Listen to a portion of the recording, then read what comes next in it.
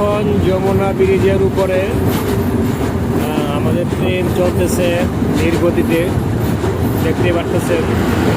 যমুনা ব্রিজের রাস্তা দিয়ে গাড়ি চলতেছে আর আমাদের এই পাশ দিয়ে ট্রেন চলতেছে। অনেক পুরনো, মোটামুটি অনেক পুরনো ব্রিজটা।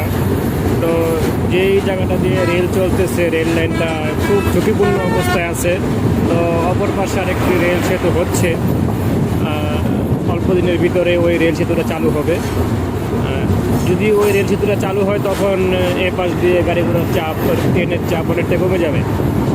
তো দেখতেই পারতেছেন সে ঐতিহ্যবাহী যমুনা সেতু।